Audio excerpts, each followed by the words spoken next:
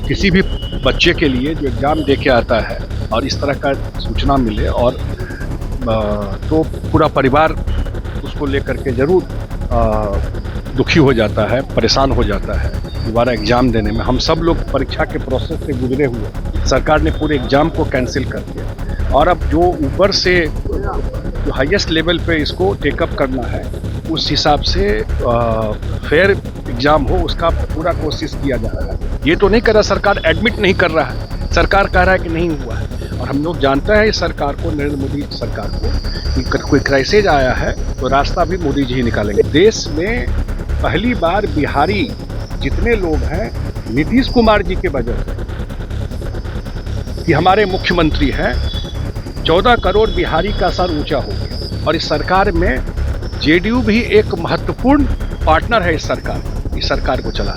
केंद्र में भी हम लोगों का सहयोग है। अभी बंगाल में चुनाव हुआ ना भाई, क्या हाल हो गया बताइए। तो इसलिए 202 मिला, 1 करोड़ लोगों को हम लोगों ने कहा है अगर नौकरी रोजगार देंगे तो 1 करोड़ लोगों को नौकरी रोजगार 5 साल में मिलेगा। नमस्कार, मेरा नाम आलोक है। आप लाइव स्ट्रीज देख रहे हैं। जेडीयू के राष्ट्रीय अध्यक्ष और बिहार के पूर्व मुख्यमंत्री नीतीश कुमार क्या फैसला लेंगे। देखिए, बिहार विधान परिषद की खाली हुई 10 सीटों पर चुनाव होने हैं। 9 सीटों पर चुनाव है, 1 सीट पर उपचुनाव है। तो ऐसे में बिहार विधान परिषद की जो खाली हुई सीटें हैं उसे लेकर सरगर्मियां बढ़ी हुई। देखिए, सुबह सवेरे नीतीश कुमार संजय झा के घर पहुंचे हैं। संजय झा जो कि जेडीयू के राष्ट्रीय कार्यकारी अध्यक्ष हैं। बड़ी संख्या में कार्यकर्ताओं का हुजूम, नेताओं का हुजूम उनके आवास पर देखने को मिलता है। संजय झा सभी से मिलते हैं।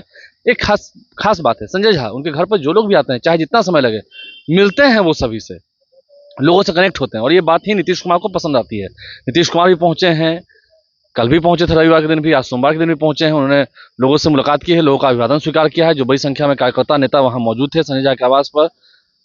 तस्वीरें आपको तमाम दिखा रहे हैं। संजय झा ने भी उनसे आशीर्वाद लिया और ये कह रहे हैं संजय झा कि बिहारियों का मान तो नीतीश कुमार ने ही बढ़ाया है और जो वादे किए हैं नौकरी रोजगार के, 5 लाख करोड़ रुपए के इन्वेस्टमेंट के, वो वादा पूरा करेंगे।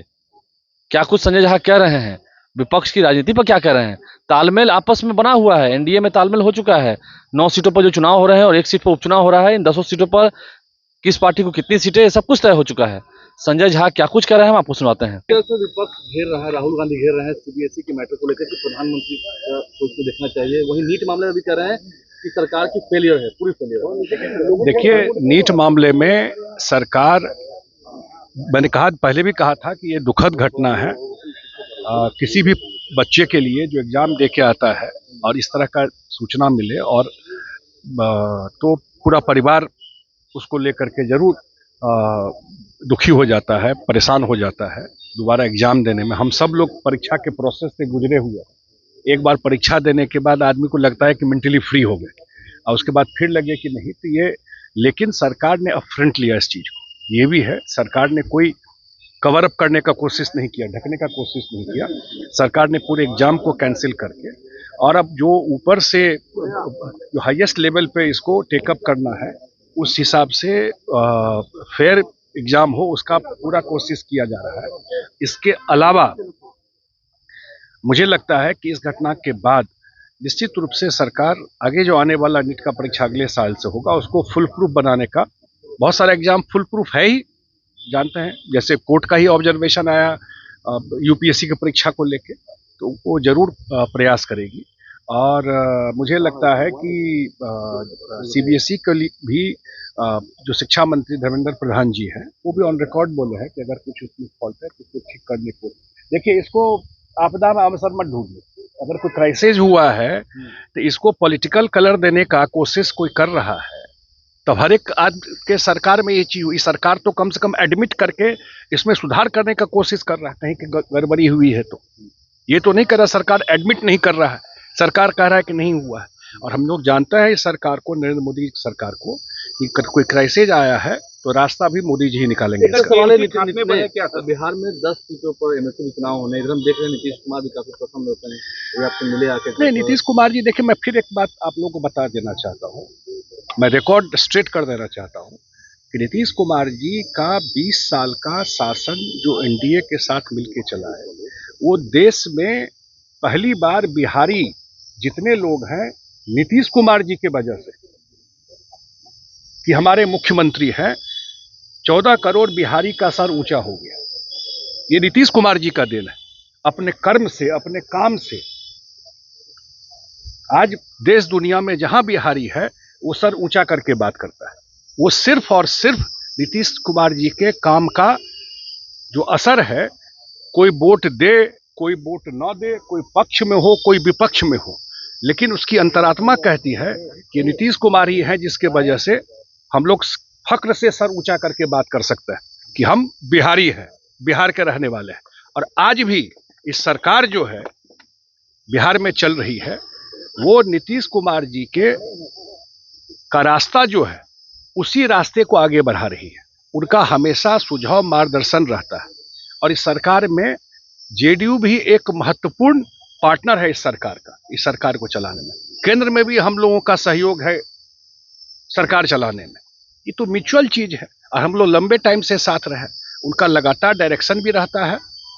अभी हाउस होगा तो दिल्ली भी जाएंगे और दिल्ली से भी बिहार के लिए क्या काम करा सकते हैं उस पर भी नीतीश कुमार जी का नजर रहता है। ये 5 साल में सब कुछ जो बेस बना दिए, उस चीज को अगले लेवल पे ले जाना है, वो नीतीश कुमार जी का पूरा ध्यान उन नौ सीट पर कौन कौन, क्या 9 सीट पर चुनाव होना है? आप लोग में आपस में तालमेल हो वो तो हो ही जाएगा, उसमें कहीं कोई दिक्कत। हम लोगों के तालमेल में इसी से तो परेशानी है लोगों को।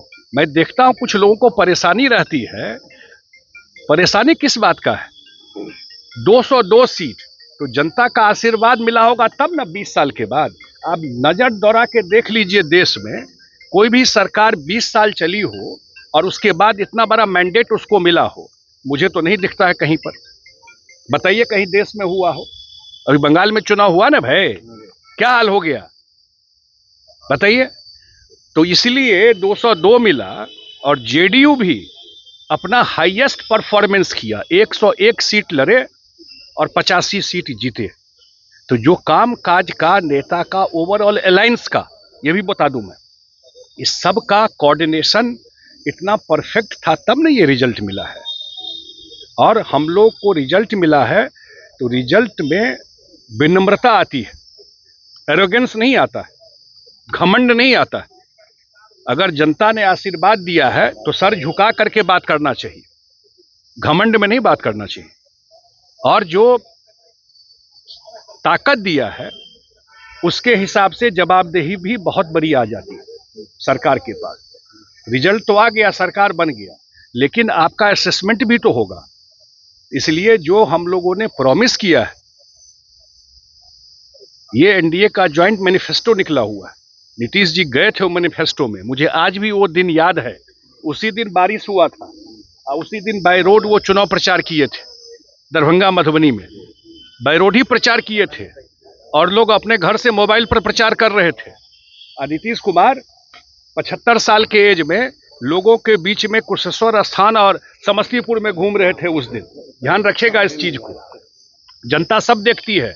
तो इसलिए जो उसी दिन हम लोग मैनिफेस्टो निकाले थे, तो पूरे मैनिफेस्टो को इम्प्लीमेंट करना, 1 करोड़ लोगों को हम लोगों ने कहा है अगर नौकरी रोजगार देंगे तो 1 करोड़ लोगों को नौकरी रोजगार 5 साल में मिलेगा। अगर हम लोगों ने कहा है कि 5 लाख करोड़ का इन्वेस्टमेंट बिहार में होगा, आज ये डबल इंजन की सरकार, उसी से रोजगार भी मिलेगा।